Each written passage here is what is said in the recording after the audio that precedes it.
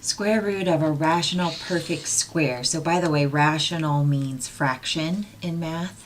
So it's square root of a fraction that is a perfect square. And this is one of the few times when I've seen Alex explain something kind of in a dumb way. So the explanation for this particular one, we have square root of the fraction 64 over 4. They had you take the square root of 64 and then take the square root of 4 and then see if you could simplify. That's fine, but there's no reason not to simplify this fraction first. So 64 divided by 4, and you can put this in your calculator, works out to be 16. So this is actually the same as the square root of 16.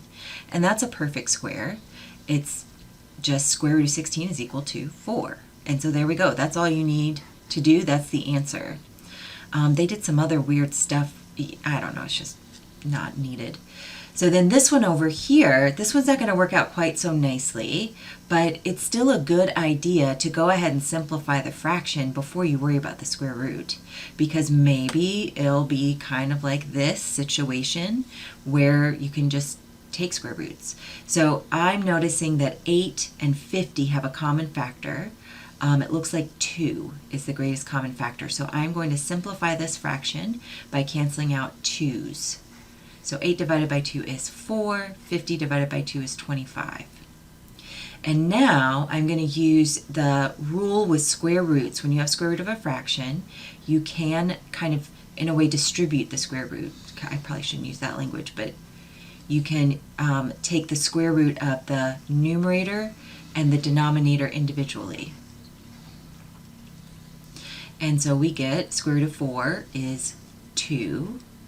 Square root of 25 is 5. And since we already simplified that fraction, once you take square roots, it should also be simplified, but it's good to double check just in case. So 2/5 is the square root of 8 over 50. And that's all you need to do. So by the way, this little rule with taking the square root of a rational perfect square, you're going to always use it as you've got square root of some kind of fraction, and you're writing that it's the square root of the top over the square root of the bottom. Depending on your numbers, though, sometimes you might start with this, and it's actually easier to go this way. But, you know, just whatever.